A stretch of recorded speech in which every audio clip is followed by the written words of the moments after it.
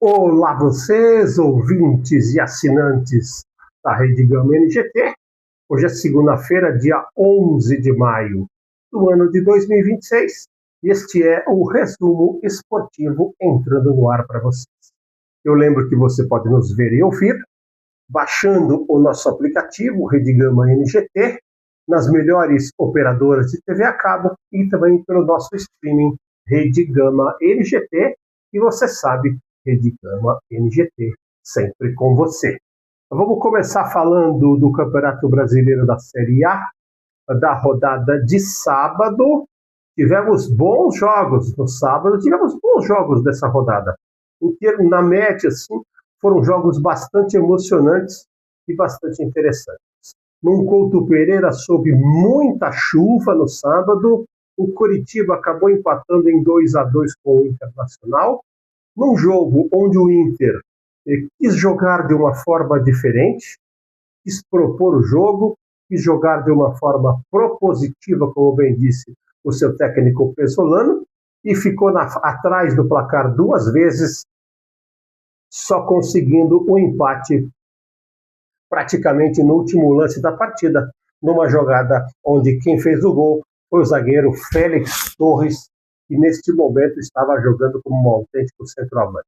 Um jogo onde o Coritiba mostra que não está na parte de cima da tabela por um acidente, foi melhor o Inter, mas o Coritiba foi muito mais objetivo. E o Inter mostra que, se jogar de peito aberto, como jogou em Curitiba, sábado, vai ter muitos problemas pela frente.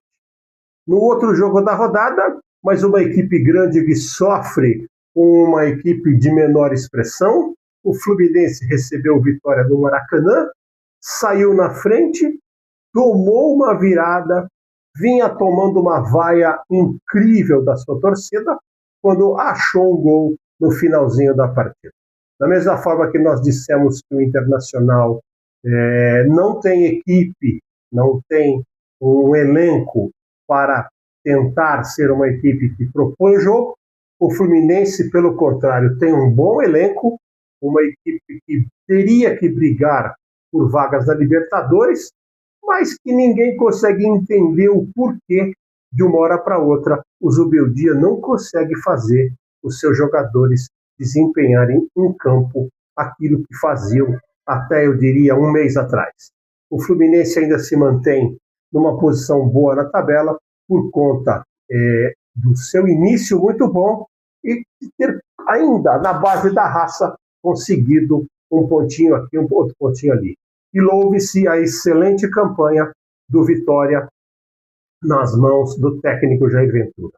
Eu sou um dos que diziam que o Vitória brigaria para não cair, e ele, assim, a gente não pode dizer que isso vai acontecer, porque a hora que a gente olhar a classificação do campeonato no próximo bloco, nós vamos ver que está tudo muito embolado. 2 vitórias para um lado, 2 derrotas para o outro, e tudo muda neste Brasileirão.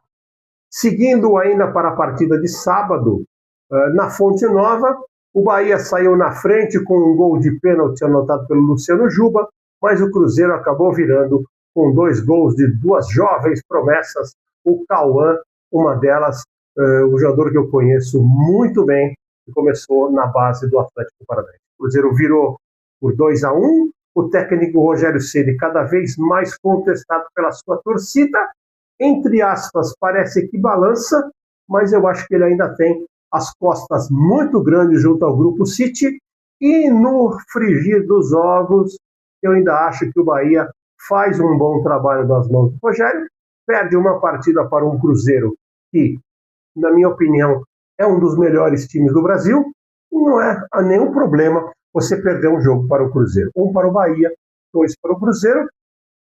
Foram apenas 3 jogos na rodada de sábado. Abrindo a rodada de domingo, na Arena MRV, 1 para o Galo Mineiro, 1 para o Botafogo. Um jogo onde o Galo Mineiro não foi muito superior, o Botafogo não merecia perder e o resultado mostrou justiça. 1 para o Atlético Mineiro, 1 para o Botafogo, um jogo que deixa as duas equipes com a mesma pontuação. A gente tem que lembrar, e vale muito a pena frisar, a linda despedida que o Clube Atlético Mineiro fez para o jogador Hulk no início da partida. Todos os jogadores do Atlético entraram com o nome de Hulk nas suas camisetas. A família dele esteve à beira do gramado, tirando fotos, sendo homenageada. Todas as taças que o Clube Atlético Mineiro ganhou com o Hulk em campo foram apresentadas. A torcida entende que ele foi o grande herói dos últimos anos do Galo Mineiro e também entendeu a saída dele. Ou seja, uma homenagem muito bonita e que dificilmente a gente vê no Brasil, porque quando o cara sai do time, ele não presta mais e ninguém olha mais para o passado. Parabéns ao Galo Mineiro, parabéns ao Hulk por prestar esta linda homenagem. Num outro jogo de domingo, que começaria às 16 horas, mas que marcar um jogo para Belém do Pará às 16 horas é pedir para ter atraso, né? Lá chove todos os dias por volta das 15 horas. Neste domingo, a chuva resolveu se estender um pouco mais. O jogo começou com 1h40 de atraso. O Remo saiu na frente num gol relâmpago do Aleph Manga, mas o Palmeiras acabou empatando, mandou no jogo no segundo tempo, mas não teve a sorte de virar a partida. Acabou deixando o Palmeiras, líder do campeonato, 2 pontos em Belém do Pará. Muita reclamação, muito questionamento em função do gol anulado do Palmeiras no final da partida, mas foi interpretada uma regra que eu não concordo, não acho que ela esteja correta. A bola tocou na mão do Flávio Lopes e se ofereceu a outro jogador. Quando isso acontece, deve ser marcado o toque de mão.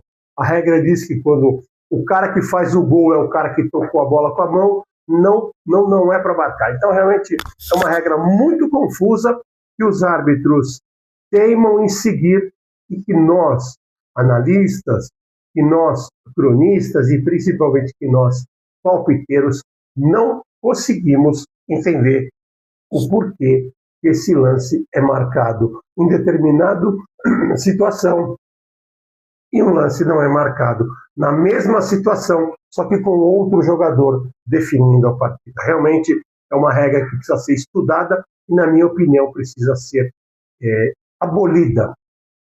Tem que definir. Bateu na mão, ou bateu na mão, vai só a interpretação.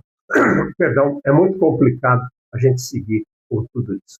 O nosso resumo esportivo ainda vai falar da partida entre Santos e Bragantino, jogada na Vila Belmiro, o último jogo na Vila Belmiro antes da parada para a Copa do Mundo. O Santos bateu com tranquilidade o Bragantino por 2-0, num jogo onde a equipe paulista se impôs. Neymar fez uma partida boa, acabou fazendo um gol e comandou uma surpreendente e tranquila vitória do Santos por 2-0. O Bragantino fez uma partida apática, surpreendentemente não luziu a equipe de Bragança nos seus contragolpes e o Santos conquista 3 pontos importantíssimos que vão dar um impulso para a equipe que sai um pouquinho do sufoco na zona de rebaixamento. Ainda tem pontuação praticamente de rebaixado, só está 1 ponto fora da linha de corte, mais uma vitória onde a equipe não sofreu gols. Pouquíssimas partidas do Santos nesse ano de 2026, sua equipe não foi vazada. E isso tem que ser analisado, isso tem que ser computado, afinal de contas é muito difícil a zaga do Santos não falhar, e ontem não falhou. Nosso resumo esportivo no seu primeiro tempo vai ficando por aqui. A gente volta já com o restante dos jogos de domingo do Brasileirão, já, Rede Gama NGT, sempre. Voltamos com o nosso segundo tempo do seu resumo esportivo, falando um pouquinho mais de 4 jogos ainda da rodada de ontem do Campeonato Brasileiro.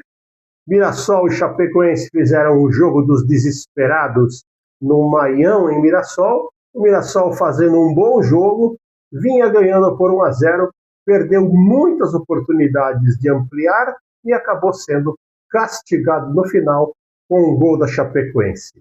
Gol esse que vai trazer muito prejuízo para a equipe de Mirassol, muito mais para o Mirassol do que para a Chapecoense. Na minha opinião, eu não vejo forças na Chapecoense e também nem no Remo de conseguir escapar do rebaixamento ao final do campeonato.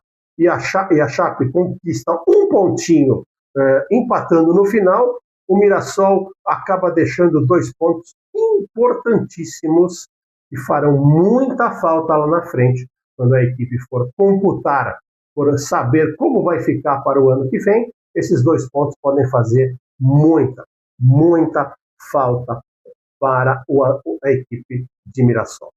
Falando do clássico majestoso jogado em Itaquera ontem, Corinthians 3, São Paulo 2. Quem vê, fala, nossa, foi um jogo eletrizante, um jogo super disputado. A gente pode falar desse jogo de ontem?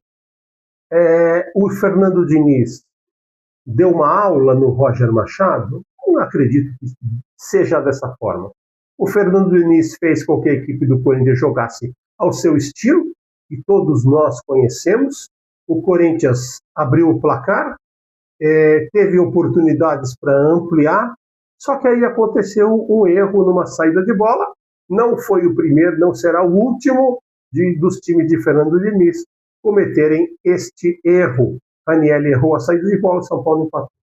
Até aí tudo bem. Aconteceu aquela confusão entre os jogadores, comemora daqui, xinga dali, a torcida começou a fazer aquilo que não deve ser feito, começou a arremessar coisas no gramado, a partida ficou interrompida por mais de 10 minutos, foi questionado um lance obsceno do jogador Bobadilha, e nós tivemos uma cena realmente inusitada, quando o árbitro Anderson Daron chegou à conclusão que aquilo não tinha sido um gesto obsceno.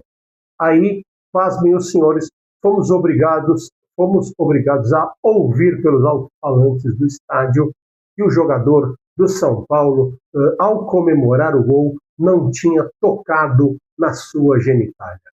Pasmem os senhores, que dia foi ontem, 10 de maio do ano de 2026. Eu já tenho mais de 60 anos de vida e jamais imaginei que fosse ouvir um árbitro dizer aquilo à beira de um gramado. Não vou nem entrar no mérito se o gesto foi obsceno ou não, mas, pasmem, fomos obrigados a ouvir aquilo. Foram os 2 times para o vestiário, e quando a gente achava que o Corinthians ia sentir o baque e o São Paulo viria para cima, aconteceu exatamente o contrário. O segundo tempo do Corinthians, eu não diria que beirou a perfeição, porque a gente vai falar o que aconteceu no finalzinho. O Corinthians foi para cima, fez 2-1, um lindo gol do Mateuzinho, fez 3-1 com outro lindo gol do Breno Bidon, teve ótimas oportunidades, passeou para cima do Roger, e o Roger Machado conseguiu ainda piorar a sua equipe, fazendo alterações que até agora eu não entendi. A equipe precisando atacar, e ele coloca um volante de contenção, quer dizer, não deu para entender. O jogo só não ficou tranquilo no final, porque o Mateuzinho fez um gol contra dos mais bizarros que eu já vi no futebol. A bola foi batida um escanteio, ele sozinho na pequena área foi chutar a bola para frente, espanou o taco, como a gente gosta de falar, e a bola acabou entrando nas suas próprias redes. Eram os minutos finais, o São Paulo ainda tentou uma pressão, mas não conseguiu. O Corinthians, com essa vitória, acabou escapando por um triz da zona de rebaixamento. O futebol foi bom, um dos melhores jogos do Corinthians, mas os erros de saída de bola quase custaram a derrota. E acende-se o sinal vermelho para o Roger, não por tudo aquilo que a torcida vem falando dele até agora, porque eu acho um absurdo o que a torcida do São Paulo vem fazendo com o técnico Roger Machado. O que eu quero dizer é que acende-se a luz vermelha pela forma como ele colocou a equipe em campo e pela forma como ele alterou a equipe durante o jogo. Seguindo um pouquinho mais, Grêmio 0, Flamengo 1, na Arena do Grêmio, um jogo onde foi visível a diferença entre as duas equipes. Um massacre do Flamengo em termos de posse de bola, toques para cá, para lá, toques para cá, bolas na trave, defesas do Everton. O Everton foi eleito o melhor em campo. O Grêmio foi sofrendo, mas não conseguiu passar em branco. E o Flamengo faz 1-0 com inteira justiça, perante um bom público, mais de 30 mil pessoas em Porto Alegre. Com muita justiça, a equipe do Grêmio foi derrotada pelo Flamengo, e o Flamengo diminui em 2 pontos a diferença que o separa da Sociedade Esportiva Palmeiras. 1 para o Flamengo, 0 para o Grêmio, resultado que coloca o Grêmio na zona de rebaixamento.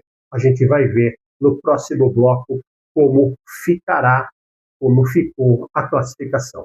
E fechando a rodada, no último jogo, em São Januário, 1 para o Vasco, 0 para o Atlético Paranaense. O Atlético desfalcado do seu atacante Viveiros, do seu melhor jogador, do seu jogador definidor, aquele cara que resolve na frente. O Atlético iniciou bem a partida, teve oportunidade para abrir o placar, mas aí o Vasco, num bonito gol, acabou fazendo 1-0. No primeiro tempo, as equipes foram para os vestiários e no retorno o Atlético não conseguiu, não mostrou forças para ficar em cima e para conseguir o empate. O Vasco consegue um resultado que o coloca numa região um pouquinho tranquila. A gente vai ver, repetindo, a classificação do Brasileirão é muito complexa, vocês vão ver tudo isso. Fica um pouco folgado. O Atlético Paranaense mantém-se na mesma situação. O Atlético, que faz uma excepcional campanha com 23 pontos, está entre os 6 primeiros do Brasileirão, o que é um grande resultado para a equipe de Odair Hellmann. Odair Hellmann, que ontem não pôde estar no banco de reserva. O Vasco venceu com merecimento, e o Atlético mostra que precisa melhorar muito sua forma de jogar fora de casa, senão vai ser obrigado a fazer a maioria dos seus pontos dentro de casa, e você sabe que isso é uma grande responsabilidade.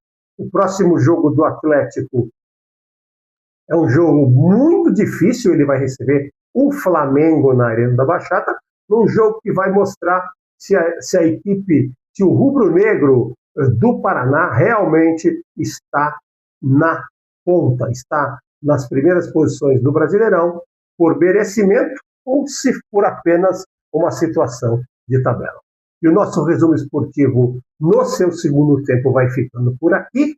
A gente volta já com o tempo extra, com o terceiro tempo do nosso resumo esportivo. Até já! Editamos a NGT, sempre com você. Voltamos com o terceiro tempo, o tempo extra do nosso resumo esportivo, onde a gente vai falar sobre a classificação da Série A do Brasileirão do ano de 2026.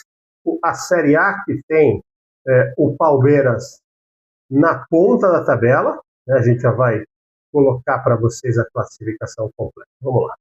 O Palmeiras, após 15 jogos, é o líder com 34 pontos, seguido pelo Flamengo com 30 pontos, mas em 14 jogos. Ou seja, se o Flamengo vencer o jogo que está pendente, a diferença é de apenas 1 ponto.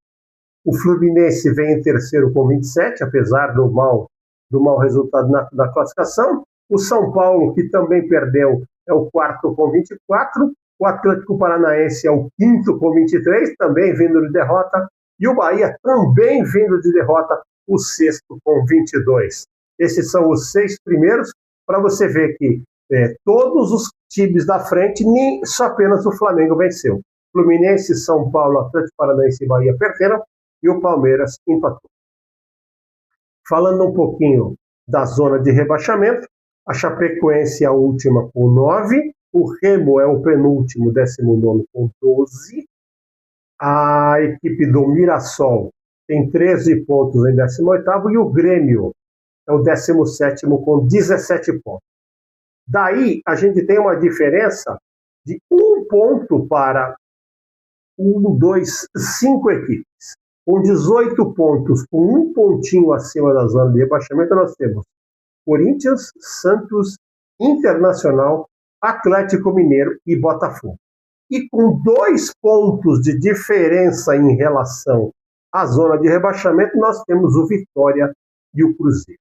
Então, eu diria que entre o Grêmio, 17º com 17, e o Vitória, 10º colocado com 19, uma única derrota ou uma única vitória muda tudo. Então, o Campeonato Brasileiro ele vai ficando muito interessante nessa briga do meio de tabela. Lá na frente, já Palmeiras e Flamengo já estão totalmente distanciados e vão se colocando com muita tranquilidade e ali estão garantidos que irão decidir o Campeonato Brasileiro. Na artilharias, Viveiros agora tem a companhia do Pedro, com 8 gols, e Carlos Vinícius vem em segundo com 7. Kevin Viveiros, do Atlético Colombiano, tem 8 gols, Pedro também tem 8 gols, e o Carlos Vinícius, artilheiro do Grêmio, tem 7. Esses são os 3 artilheiros do Campeonato Brasileiro até agora. Indo um pouquinho ali agora para a Série B, onde não tivemos a rodada ainda completa, nós temos o Sport Recife na ponta com 16 pontos.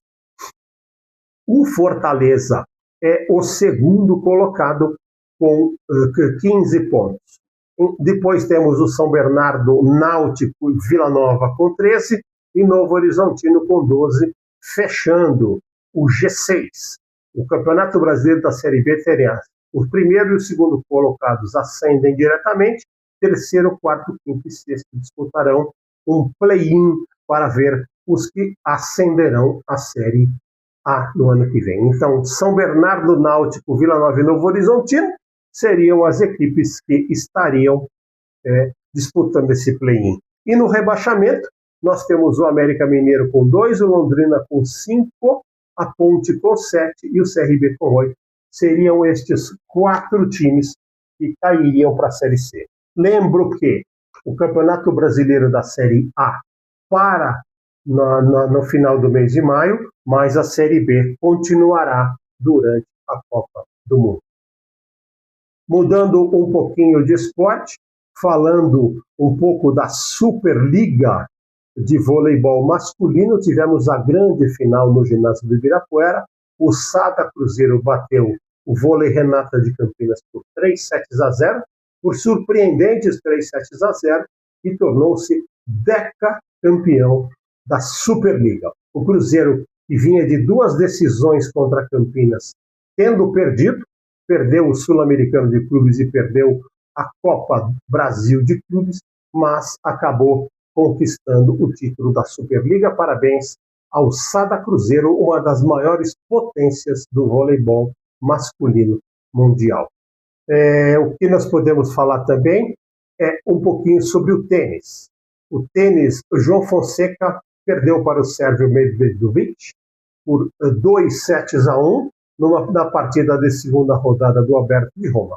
Até aí, normal. O Fonseca, quando eu disse aqui há muito tempo atrás que ele começaria a estar entre os 30 primeiros, ia começar a pegar jogadores de peso. E mais difícil do que chegar a um top 30 é se manter no top 30, porque já pega jogadores de maior quilate, de maior gabarito, de maior experiência.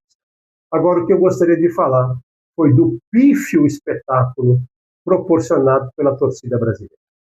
A torcida brasileira que está indo ao tênis, ela está achando que ela vai fazer dos ginásios, das quadras de tênis pelo mundo, um Pacaembu, um Maracanã, uma Arena de Itaquera, um Morumbi, um Mineirão, uma Arena do Grêmio. Não é assim. O tênis não se ganha na marra, o tênis não se ganha depreciando o seu adversário. Uma coisa é você apoiar o seu jogador, aplaudir quando ele acerta e até, sei lá, dar uma apulpada quando o seu oponente erra. Mas o que eles fizeram com o jogador sérvio na partida de domingo, na partida de ontem, foi uma coisa inacreditável. Gritavam gritos quando ele lançava a bola para fazer o saque, comentavam quando ele errava entre o primeiro e o segundo saque, ou seja, tudo de errado que o tênis prega, que o tênis exige. O próprio João Fonseca deu uma entrevista à noite de ontem, dizendo que a torcida acabou até o atrapalhando, porque o tênis é um esporte individual e exige muita concentração da gente e acabou o prejudicando. O árbitro, me desculpe a palavra, foi um banana, porque se eu sou o árbitro central daquela partida, no momento do tie-break eu interrompo a partida e peço para que a quadra fosse evacuada. Só ficariam na quadra os 2 treinadores. E a partida teria que seguir sem presença de público. E quando o Fonseca for jogar, se a torcida continuar se comportando desta forma, o Fonseca vai ter que jogar sem presença de público. Eu sei que muita gente vai me criticar por conta disso, mas eu acho que o esporte tem que ser vencido pelo esporte e não na marra. Se o cara jogou melhor que ele, o cara tem que ganhar. Se o cara está jogando melhor que ele, o jogador tem que ganhar. Não tem esse negócio da torcida brasileira querer ganhar na marra e querer apupar, principalmente apupar. O tênis, o esporte, não vamos nem falar de tênis, o esporte ele é muito bonito, porque sempre é quem ganha. Se um ganha, o outro perde. Mas o respeito ele tem que ser sempre preservado. Não sei se vocês concordam ou discordam, mas essa é a minha humilde opinião. E o nosso resumo esportivo vai ficando por aqui, desejando uma excelente semana a todos e voltamos na próxima segunda-feira. Uma ótima semana. Rede Gama NGT. Sempre com você.